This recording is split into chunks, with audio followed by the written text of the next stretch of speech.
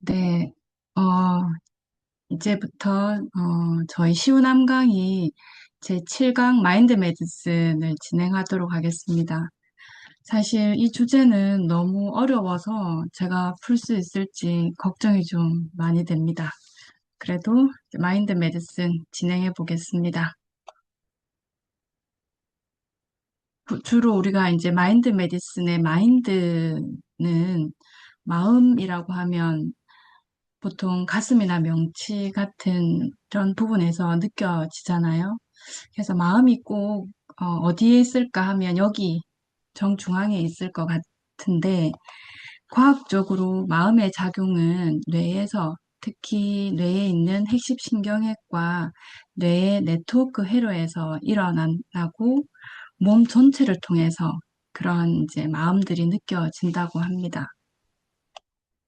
우울할 때 뇌과학이라는 책이 있는데요. 이 책 제목을 정말 잘 지은 것 같더라고요. 이 책의 제목처럼 사실 마음은 뇌의 여러 부위들이 서로 연결되어서 주의 집중도 만들어내고 생각과 판단, 감정과 의지까지도 만들어냅니다.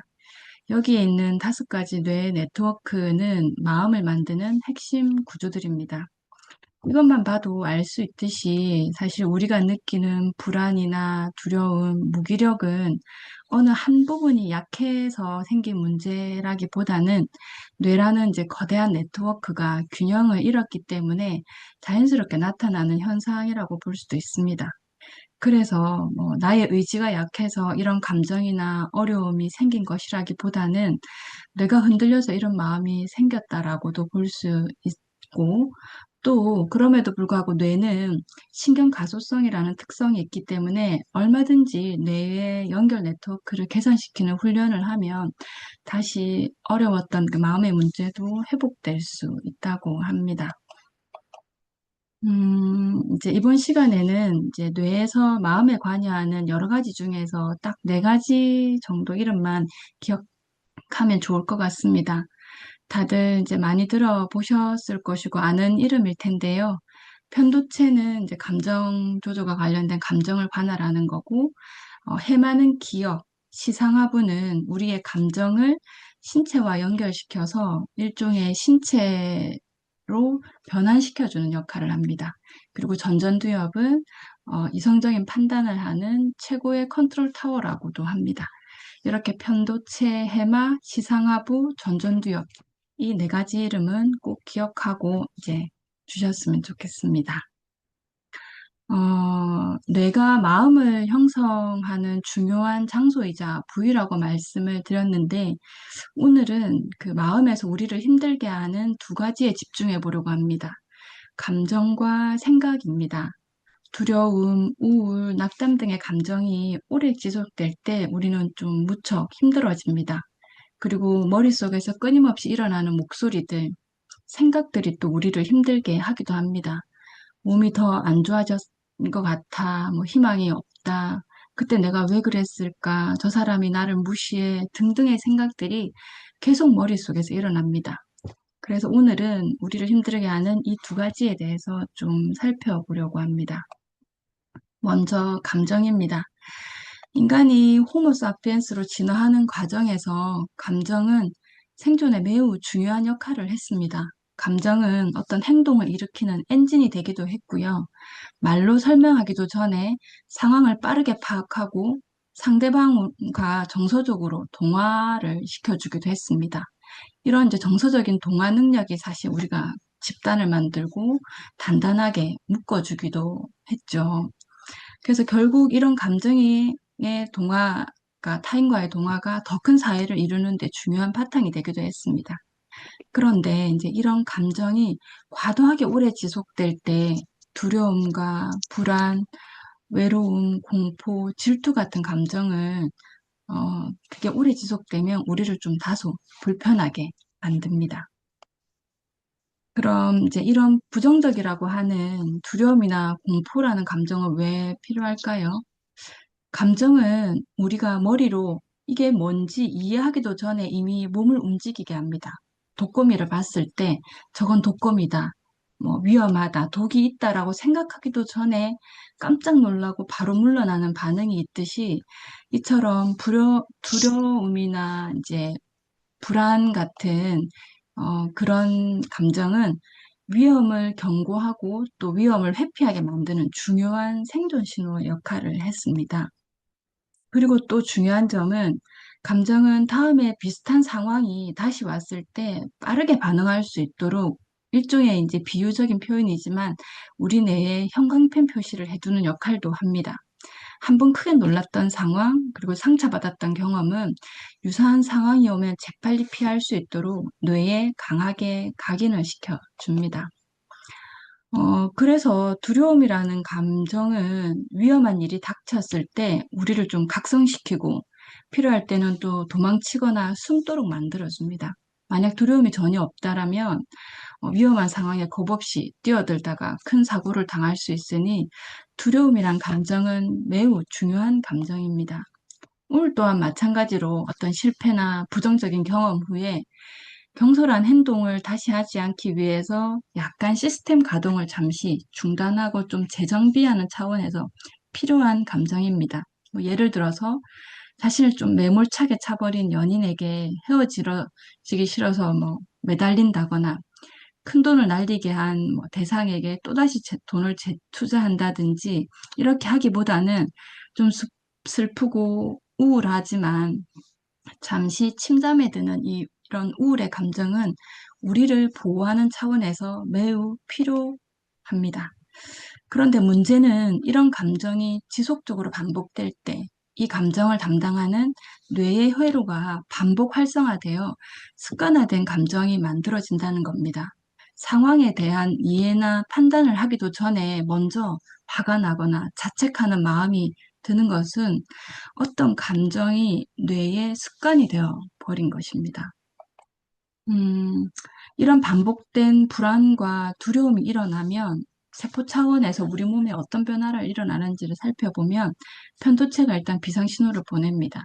그러면 시상하부, 뇌하수체, 부신으로 이어지는 그 길에서 코르티솔 분비가 증가되면서 염증 유전자와 대사 유전자가 꺼지거나 켜지면서 단기적으로는 우리를 보호하기도 하지만 이게 장기간 지속이 되면 염증 조절 기능이 망가질 수 있습니다. 그리고 이제 교감신경이라고 우리를 각성시키고 좀 주의를 집중하게 하는 이 교감신경도 과활성화가 되면 노르에피네프린이 증가가 되어서 면역세포가 어떤 재기능을 해서 균형을 이루지 못하고 그런 면역세포의 변화를 끌어내기도 합니다. 그리고 우리를 반대로 이완시켜주는 부교감 신경도 계속 억제되어 있으면 항염 스위치가 잘 작동하지 않아서 이제 몸 전체가 만성의 염증 상태가 이루어질 수도 있습니다. 또한 이렇게 만성적으로 스트레스 상황이 지속되면 우리 암 공부하면서 계속 많이 들었었던 제일 중요한 NF-카파비 경로가 활성화되어 만성 염증 유전자가 켜지고 이게 지속되면 장기적으로 이제 암과도 관련이 높아질 수가 있습니다. 이렇게 불안과 우울이 장기화되는 경험은 단순히 그냥 기분 문제라고 치부하기에는 금방 앞에서 살펴본 것처럼 세포 차원의 변화를 일으키게 됩니다. 즉, 염증이라든지 호르몬, 그러면 면역의 변화까지 가져오게 됩니다. 그래서 감정 정도는 조금 참으면 되지가 아닙니다. 앞에서 살펴본 것처럼 감정이 내 몸을 이렇게 변화시키기 때문에 몸이 상하지 않도록 감정을 잘 돌보는 것이 건강을 지키는 길이기도 합니다. 다음 영상은 사실 잠시 쉬어가는 영상인데요. 스타워즈 영화에서 제가 이 부분을 진짜 좋아하는데 스타워즈 에피소드 1편에 나오는 부분입니다. 스타워즈 전편의 주인공이자 악당인 다스베이더가 있는데 여기 있는 이 꼬마가 사실 나중에 그 우주의 악의 축이 되는 다스베이더가 됩니다. 에피소드 1, 2, 3편은 이 꼬마가 왜 악당이 되었는지에 대해서 다룹니다. 처음에 이제 저 꼬마가 너무 이제 뛰어난 능력을 가지고 있어서 제다이가 찾아가서 우주를 지키는 수호자이자 경찰관인 제다이가 이 꼬마를 제다이로 키우려고 이제 데리고 와서 제자아이들의 스승인 마스터 제자아이들에게 시험을 하는 장면입니다. 일단은 이제 잠시 한번 영상을 보도록 하겠습니다. 화질이 조금 좋지는 않을 수도 있습니다. Speeder.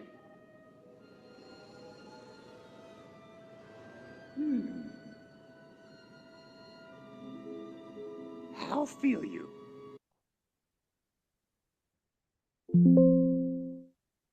죄송합니다. 이게 왜 안 될까요? Cold, sir. Afraid, are you? No, sir. See through you. We can. Be mindful of your feelings. Your thoughts dwell on your mother. I miss her. 오, Afraid to lose her, I think. Hmm?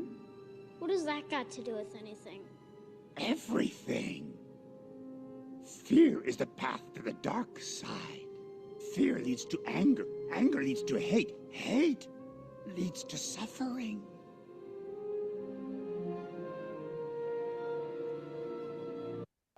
네, Speeder. 잠시 다 맞고, 이걸 앞으로 어떻게 돌릴까요? 네. 아, 아주 짧은 건데, 저 요다라는 마스터 제다이가 꼬마에게 얘기를 하죠.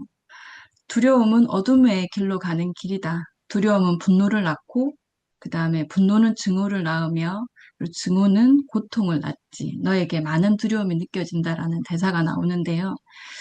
어, 이제 이 장면을 이제 보여드리는 이유가 저는 이제 감정이 어떻게 변화될 수 있는 아주 중요한 장면이라고 생각해서 준비해 왔는데요. 처음에 생긴 그 두려움이라는 감정을 잘 다루지 않으면 그것이 자기를 어떻게 잡아먹게 될지도 모른다는 이제 그런 부분을 제다이가 얘기해 주는 것 같습니다. 여기 요다가. 어, 감정은 뇌에서 일어나지만 사실 그 반응은 몸 전체에서 느낌으로 표현이 됩니다. 화면에 있는 그림은 한 연구에서 발표된 내용인데 사람들이 행복한 감정을 느낄 때 여기 그림에서 보이는 것처럼 온몸으로 혈액순환과 기가 잘 순환되는 것이 보여집니다. 그런데 화와 두려움, 혐오, 그다음에 슬픔의 감정을 느껴갈수록 이제 뭔가 혈액순환은 되지 않고 전체적으로 신체의 온도라든지 순환이 잘 되지 않는 걸 볼 수 있습니다. 그렇다면 이렇게 원치 않는 감정에 휩싸일 때 어떻게 해야 될까요? 우선은 몸의 변화와 반응을 살피는 것으로 감정을 일부는 다스릴 수 있습니다. 허리가 아프면 우리가 척추를 돌보듯이 감정이 일어나면 그 감정 때문에 생긴 몸의 변화를 지켜볼 필요가 있습니다. 그래서 이제 불안이나 화 같은 감정이 일어날 때 잠시 시간과 거리를 두고 자신의 몸의 반응에 집중하는 것은 꽤 도움이 됩니다. 이것도 그런데 연습이 되지 않으면 잘 되지 않습니다. 강렬한 감정에 휩싸이면 편도체가 과활성화돼서 이제 전전두엽이 스탑되어서 다른 생각과 여지를 주지 않습니다. 그럴 때 자꾸 연습해서 감정이 일어날 때 이제 두근거리는 부분은 없는지, 긴장된 곳은 없는지 살피는 연습이 필요합니다. 보통은 우리가 어떤 감정이 일어나면 이 감정이 왜 일어났고 뭐 때문이고 원인을 찾으려고 하는데 그런 것들은 다 내려놓고 어깨 힘 풀고 턱 근육 이완시키고 길게 호흡하면서 몸의 반응을 자꾸 관찰해 보는 겁니다. 이 연습은 좀 사소해 보이지만 특별한 감정에 계속 빠지지 않게 하는데 꽤 도움이 됩니다. 다음은 생각입니다. 앞에서도 얘기한 것처럼 마음에서 중요한 두 부위는 편도체와 전전두엽인데요. 감정이 과해질 때 전전두엽이 어떤 이성적인 사고로 감정을 다독이고 정리해줘야 되지만 감정은 생각이나 어떤 내가 뭐 어떤 사고를 바꾼다고 해서 그게 통제가 되지 않습니다. 훨씬 감정은 힘이 세기 때문에 전전두엽이 편도체를 컨트롤할 수가 없습니다. 그래서 마음 치유에서 전전두엽이 잘 작동할 수 있도록 평상시에 뇌를 안정한 상태로 만들어 놓는 것이 중요합니다. 왜냐하면 감정을 관할하는 편도체가 진정이 되어야 전전두엽이 활동을 할 수 있기 때문입니다. 그러나 모든 과함은 좋지 않듯이 이 전전두엽의 기능이 또한 과도해져도 문제가 됩니다. 이게 생각이 너무 많아지거나 그리고 불안한 예측과 걱정이 끊이지 않는 상태가 되기 쉽습니다. 왜냐하면 우리의 전전두엽은 원래 미래를 대비하기 위해서 끊임없이 예측을 하도록 시스템화되어 있기 때문입니다. 인간의 전전두엽은 다른 동물에 비해서 이제 매우 압도적으로 발달을 해서 미래를 이제 시뮬레이션하고 위험을 예상해서 대비하도록 발달했고, 사실 이 기능이 인류의 발전을 이끌어온 원동력이 되기도 했습니다. 하지만 이렇게 예측하고 미리 판단하는 능력이 항상 정확한 것이 아니라 오히려 좀 오류와 편향을 만들어내기도 합니다. 다음은 우리가 이제 그런 부분을 좀 살펴보는 장면인데요. 여기 그림에 보시면 A와 B의 색깔이 달라 보이시죠? 아무리 봐도 이건 달라 보입니다. A와 B의 색깔이 같아 보이지 않습니다. 그런데 실제로는 A와 B는 색깔이 같습니다. 우리 뇌에 이 체스판이라는 바둑판, 체스판의 패턴이 미리 입력되어서 저 색깔은 다른 거로 인식되다 보니 저게 같아 보이지 않습니다. 마찬가지로 이 A와 B의 크기는 아무리 봐도 저도 몇 번 실험을 했는데 달라 보이죠. B가 훨씬 커 보이죠. 여러 번 이렇게 저렇게 재어봐도 B가 커 보입니다. 그런데 실제로는 크기가 같습니다. 우리 뇌는 이 전체 배경 화면 속에서 저 주황색 동그라미를 인식하기 때문에 저 주황색 동그라미가 배경과 연관되어서 저게 다른 크기로 보입니다. 우리 모두 그렇게 보입니다. 뇌에서 일어나는 이런 오류들은 이제 실제 생활에서 우리의 생각과 판단에 많은 영향을 주는데요. 다음은 런치 데이트라고 하는 10분짜리 이제 오래된 흑백 영화입니다. 원래는 10분짜리인데 너무 길 것 같아서 제가 한 4, 5분으로 편집하면서 중간에 갑자기 좀 끊긴 느낌이 들기도 합니다. 그리고 화질이 원래 좋지 않은데 제가 또 편집하는 과정에 좀 더 좋지 않은 점을 감안해 주시고 이 영화에서 우리의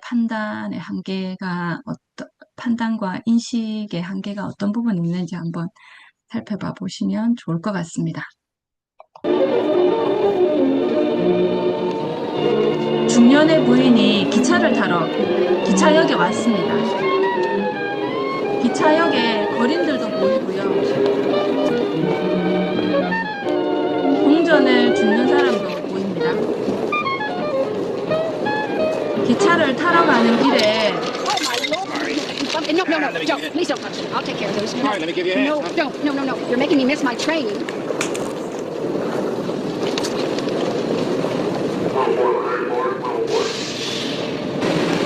기차를 타러 가는데 놓쳤습니다.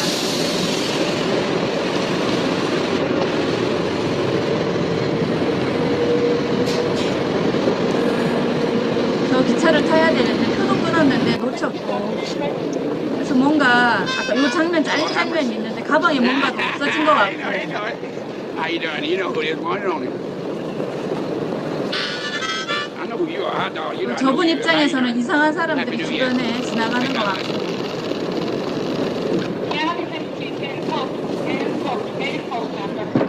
그런 상황에서 다음 기차를 타기 위해 잠깐 짬 나는 시간 동안 카페에 들러서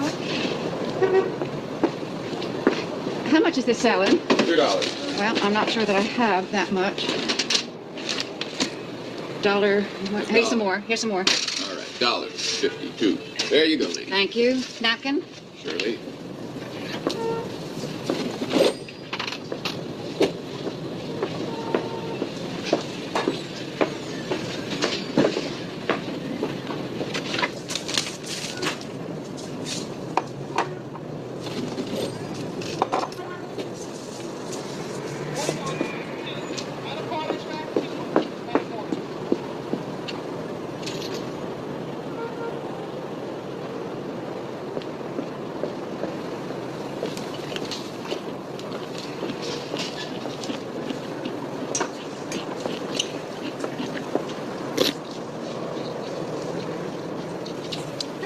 salad. 내 샐러드인데. That's my salad.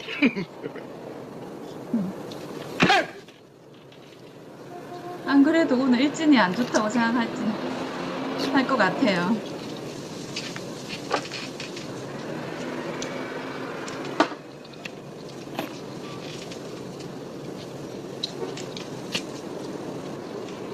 배도 고프고. 저거 내 샐러드인데.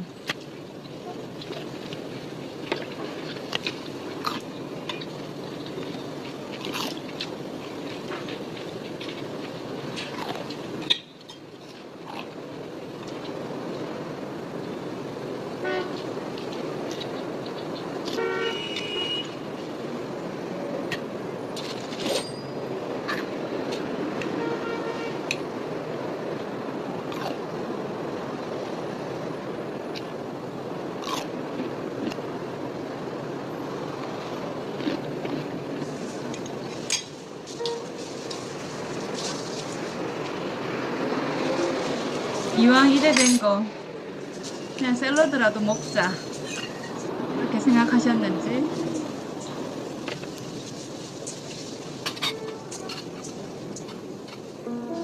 그리고 다시 다음 기차를 타러 가려는데 상황이 No, thank you. 반전됐습니다. 다음 장면에 탁 잘린 듯이 나오는데 이제 이분이 이래서 다시 기차를 타러 갑니다. 기차를 타러 나오거든요. 제가 좀 시간을 축약하려고 잘라서 끊긴 느낌이 들 텐데요. 마지막은 기분 좋게 술 한 모금 마시고 기차를 타러 갑니다. 가서 아까 들고 온 가방이 없는 거예요. 그래서 쫓아왔어요. 아, 내 가방 놔두고 왔는데 아까 먹은 자리에 가방이 없는 거예요. 안 그래도 오늘 아까 부딪혀서 뭔가 지갑에 동전도 없어진 것 같은데 내 가방도 아까 그 사람이 가져갔구나라고 생각하는데 Oh my God. 오 마이 갓. 사실 다리를 잘못 잡은 건 본인이었던 거죠. Oh my. 본인이 이분이 다른 자리에 앉은 그분의 샐러드를 훔쳐 먹은 거죠. 네, 그냥 좀 재밌으시라고 이제 영상을 가져왔습니다. 우리가 세상을 바라보고 판단하는 방식은 생각보다 훨씬 많은 편견과 부분 정보에 의존합니다. 이 사실을 이제 깊이 인정하기 시작하면 불필요한 고집과 확신을 조금씩은 내려놓을 수 있습니다. 이 영화 마지막에 이 부분이 나오는데요. 우리는 부분적으로 알고 부분적으로 예언합니다. 그러나 온전한 것이 올 때에는 부분적인 것은 사라집니다라는 영화의 마지막 문장이 있습니다. 그렇다면 인간의 뇌가 왜 이런 특성을 가지게 되었을까를 살펴보면 우리의 뇌는 정확하게 판단하는 기계가 아니라 수십만 년 동안 빨리 판단해서 살아남는 것이 목표였습니다. 정확하게 판단하는 것은 시간이 너무 많이 걸리고 에너지도 많이 들기 때문에 생존에 불리했습니다. 그래서 뇌는 빠르게 대충 맞는 방향으로 판단하도록 설계된 거죠. 그리고 이런 예측은 본인의 뇌에 저장된 과거의 기억이라든지 경험을 근거로 해서 판단하기 때문에 항상 불완전한 정보에 자기의 정보에서만 자기의 정보에 근거해서만 하니 항상 불완전한 정보인 거죠. 본인이 살아온 각자의 몸에 저장된 데이터들, 그것도 때로는 강한 감정으로 매우 편향된 인식을 가진 것으로만 판단하기 때문에 불완전합니다. 앞에서도 얘기했듯이 편도체는 우리 뇌줄기에 있는 아주 오래된 기관으로 매우 힘이 셉니다. 그래서 어떤 사건을 마주하면 편도체가 먼저 감정으로 판단하고 전전두엽은 뒤늦게 그 편도체가 판단한 이제 거기에 이유와 설명을 만들어내는 경우가 많습니다. 그러니 우리가 세상을 바라볼 때 왜곡과 합리화는 어느 정도 섞일 수밖에 없습니다. 그리고 뇌는 우리 신체 에너지 전체의 20%나 사용할 정도로 많은 에너지를 원래부터도 쓰고 있기 때문에 정확하게 판단하려고 더 많은 에너지를 쓰도록 진화되지는 않았을 겁니다. 효율적으로 미래를 예측하기 위해서 각자 자신의 삶에서 경험한 거, 선입견이라든지 과거의 경험, 익숙한 패턴에 근거해서만 자꾸 상황을 판단하게 됩니다. 그래서 이제 자신의 머릿속에서 드는 생각과 인식이 매우 편협하고 제한적이며 모르는 부분이 있다는 것을 인정해야 됩니다. 그래야 자신의 머릿속에서 매일 반복해서 울리는 그 목소리들에 빠지지 않게 됩니다. 예를 들어, 나만 왜 이럴까? 내가 뭘 잘못해서 암에 걸렸지? 저 사람은 나를 싫어할 거야. 등 이런 생각이 들 때 자신의 생각에만 빠지지 않아야 됩니다. 내가 모르는 것을 있다는 것을 빨리 인정하는 연습이 필요합니다. 그래서 공부해야 됩니다. 어떤 생각이 나를 괴롭힐 때 일단은 멈추고 내가 모르는 게 있을 거야. 그러니 공부하자. 이렇게 한번 마음을 먹어봅시다. 뇌의 이런 생각 패턴을 다시 정리해보면 뇌는 부정적으로 예측하는 경향이 있습니다. 그게 위험에 더 잘 대처할 수 있으니까요. 그리고 후회를 계속 하도록 되어 있습니다.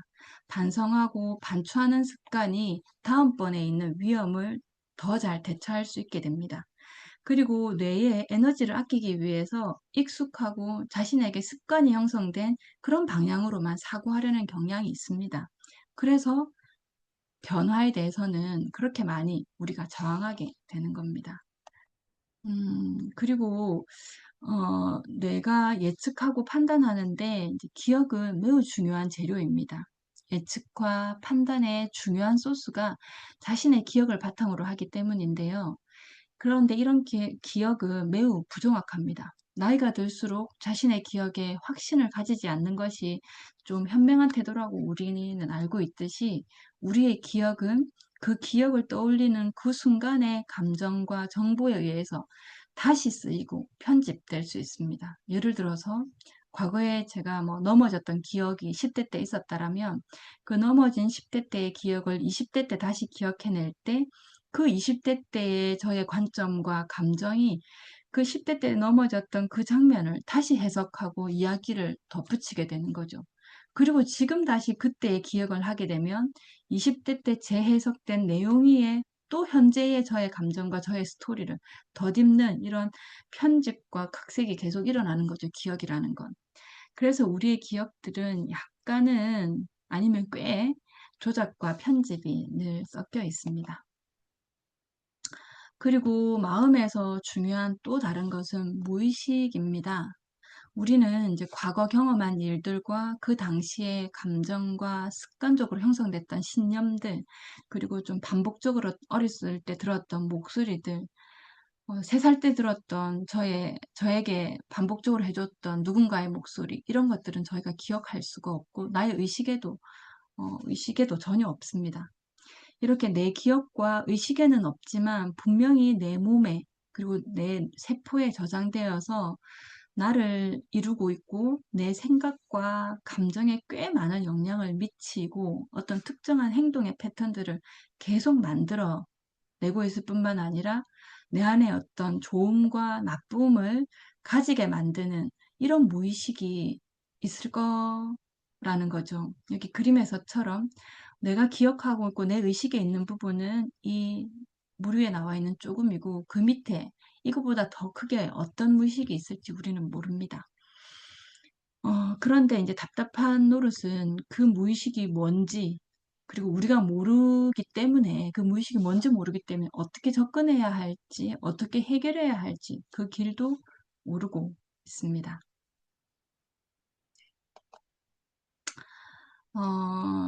네.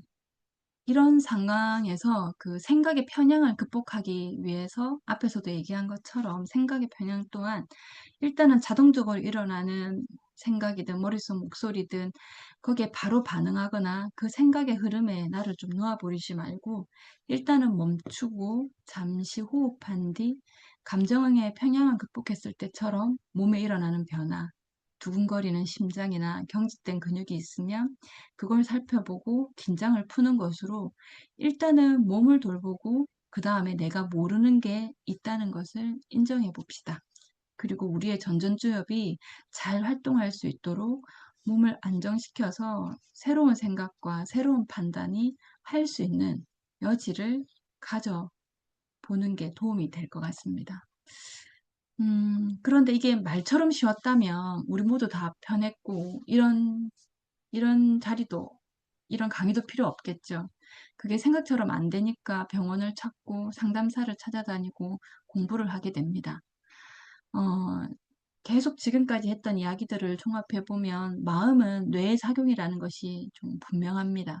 자신에게 습관화된 생각과 감정을 우리가 이렇게 알아차릴 수 있으면 좋지만 그건 너무 힘듭니다. 그러면 이 모든 마음의 작용이 뇌라고 했을 때 뇌를 바로 치료하는 것으로 이렇게 우리를 어렵게 하는 감정과 생각들을 개선할 수 없을까?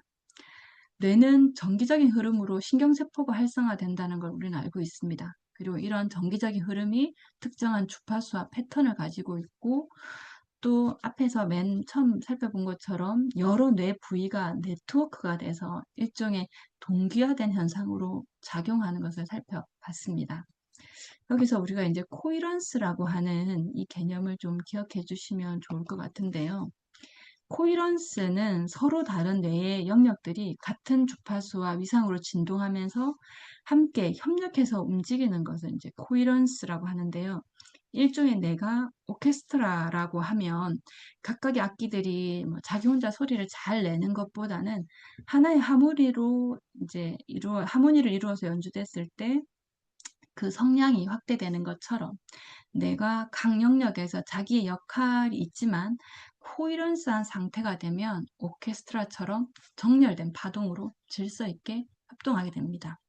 이런 코이런스한 상태는 깊은 명상에 들어갔을 때 뇌가 좀 이런 상태에 이르게 된다고 합니다. 그래서 이제 명상 수련을 해서 이런 상태를 유지하면 참 좋겠지만 쉽지 않죠. 단시간에 될 수 있는 부분이 아니죠. 이게 어렵다는 것을 강철원 선생님은 어떻게 아셨을까요? 강철원 선생님이 이걸 어떻게 미리 아셨는지 저주파기를 개발하셨죠. 저주파기의 역할은 여러 가지가 있습니다. 그런데 우리는 이제 세수양생이라는 방법으로 뇌에 에너지를 넣어주어서 뇌를 코이런스한 상태로 만들어줄 수 있습니다. 저주파기는 60Hz의 주파수로 외부에서 미세한 전류를 흘러보내 뇌파와 공명을 이루게 되어 뇌의 네트워크들이 안정적으로 정렬하게 만듭니다. 뿐만 아니라 앞에서 굉장히 무의식이 자신의 어떤 고정된 심리적인 어려움을 만들어내고 또 자신의 무의식이 무엇인지 아는 것이 또 이런 심리적인 어려움을 해결하는 중요한 키라고 했는데요. 뇌가 세타와 알파파 네트워크에서 무의식이 저장되어 있다고 합니다. 그런데 이렇게 60Hz의 미세 전류를 외부에서 뇌로 흘러보내면 뇌의 전체적인 리듬이 리셋되면서 좀 재정렬되어 기존에 자동적으로 반응했던 감정과 기억인 이런 무의식 회로가 느슨해지면서 의식이 깨어있는 상태에서 자신의 무의식과 만날 수 있게 된다고 합니다. 아마 그거는 저희 이 세수양생을 받아보신 분들은 경험을 해보셨을 텐데요. 밖에 다른 사람들은 내가 잠이 들었다고 하지만 나는 오롯이 세수양생 받는 순간을 이제 기억을 하면서, 의식을 하면서 어떤 장면이 떠오르기도 한다고 하는데, 제가 사실 실험을 해보니 이건 또 모든 사람들마다 또 발현되는 역치가 있는 것 같습니다. 어떤 사람은 한 번에 세수양생 받고 바로 그걸 알아차리기도 하지만 저같이 좀 수련이 부족한 사람은 좀 꾸준하게 더 받아야 될 것 같습니다. 아무튼 이것을 참고하셔서 이제 해보시면 좋을 것 같고요. 여기까지가 사실 마음이 무엇이고 마음을 성장시킬 수 있는 또 방법에 대해서도 간단하게 좀 살펴봤습니다.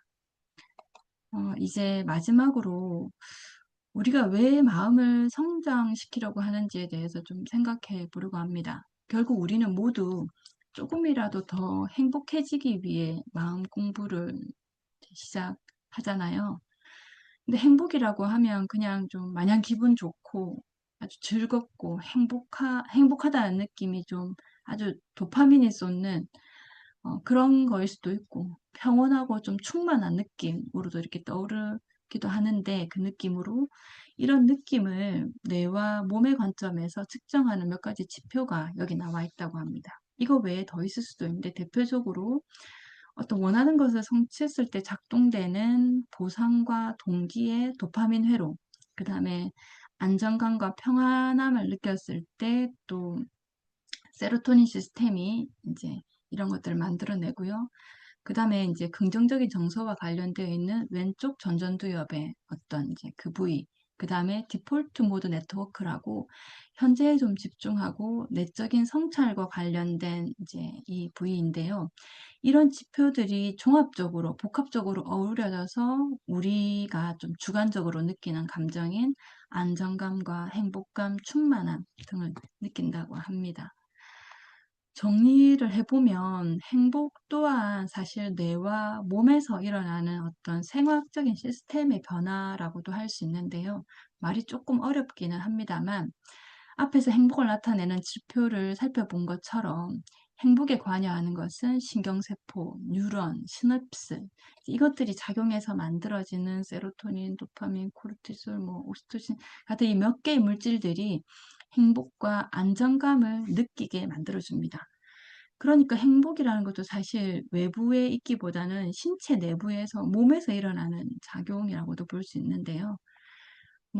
방금 좀 전에 복권에 당첨됐다거나 사랑에 빠지게 되더라도 이제 돈이나 연인으로 인해서 반응이 일어났지만 실제로 그 자극을 해석한 뇌가 어떤 신경망을 바꾸고 호르몬을 만들어서 행복이라는 느낌을 우리 몸에서 경험하게 해주게 되는 건데요. 그런데 우리 몸은 항상 일정하게 어떤 상태를 유지하도록 하는 항상성을 가집니다. 밖에 아무리 덥고 추워도 우리 몸은 36.5도씨를 일정하게 유지하고 또 너무 습해도 우리 몸의 수분량도 일정하고 그래서 행복과 관련된 앞에 있는 여러 신경전달 물질이나 호르몬들이 너무 부족해도 문제지만 너무 높은 상태로 계속 오래 유지되어 있어도 오히려 균형이 깨져서 안 되죠. 그래서 몸의 관점으로 볼 때 극단적인 쾌락과 황홀함은 사실 오래 지속되도록 설계되지 않았습니다. 예를 들어서 가장 강한 쾌감 중 하나가 오르가즘이잖아요. 이게 아주 짧게 지나가도록 되어 있는 이유도 이런 강한 쾌감이 오래 유지되면 밥도 먹지 않고 움직이지도 않고 그 감각만을 쫓게 되면 그럼 생존에는 치명적이게 되죠. 그래서 쾌락은 짧게 느끼고 다시 일정한 수준으로 항상 되돌아오도록 되어 있습니다. 우리가 즐거움과 기쁨이 지속되는 삶을 추구하고 싶지만 어쩌면 우리는 너무 불행하지도 너무 행복하지도 않은 상태가 생물학적으로 몸의 입장에서는 가장 안전한 행복이 수 있습니다. 벌써 40분도 안 됐는데 또 거의 막바지에 왔는데요. 그런데 그렇게 평온하고 안정된 게 그냥 평온한 그 상태가 행복이라 하더라도 우리는 이렇게 매일 평온할 수 없잖아요. 일이 뜻대로 늘 잘 안 풀리고 스스로 부족해 보일 때가 너무 많고 남들은 다 더 잘하는 것처럼 느껴지고 나만 아픈 것 같고 잠시 괜찮았다가 다시 아프기 시작하면 세상이 무너지는 것 같고 그럴 때 이제 나 말고 다른 사람들은 다 잘 살고 완벽한 것 같잖아요. 그런데 진짜로 완벽은 없다는 거죠. 완벽은 신기루에 불과하다. 현실에 우리는 매일 조금은 불편하고 조금은 아프고 또 조금은 행복하고 조금은 짜증나고 때로는 즐겁습니다. 그런데 이제 행복은 오래 붙잡고 싶고 더 많이 행복하고 싶고 더 그 행복한 감정은 느끼고 싶고 불행은 끝까지 피하려 하기 때문에 신기루 같기도 한 신기루 같은 이 계속 행복한 상태의 완벽을 추구하려고 하는 것은 아닌가. 그래서 그 결과 우리에게 남아있는 것은 늘 불만족스럽고 불충분함을 느끼게 하는 것은 아닌가 모르겠습니다. 후회, 짜증, 원망, 질투 같은 이런 감정들은 저도 우리 모두 다 느끼기 때문에 늘 약간은 정서적으로 늘 불편함을 만들어냅니다. 그래서 저는 이제 인생은 파도 타기와 같다고 생각합니다. 밀물이 왔다가 썰물이 지나가듯 힘들고 불행하기도 하지만 때로는 약간 즐겁고 약간은 행복하기도 합니다. 파도가 계속 출렁이고 그 출렁임 속에서 우리를 흔들거리게 합니다. 우리는 그 위에서 균형을 잡아야 합니다. 파도 속에서 빠지지 않도록, 휩쓸려 가지 않도록 스스로 중심을 잡기 위한 연습과 수련이 필요합니다. 그 방법은 사람마다 다 다를 거라고 생각합니다. 꾸준한 명상이나 수련을 통해 뇌를 아주 코헤런스한 상태로 유지하는 것도 방법이 될 것이고, 또 저주파 자극을 통해서 무의식 세계와 만나면서 균형을 회복할 수도 있을 것이고요.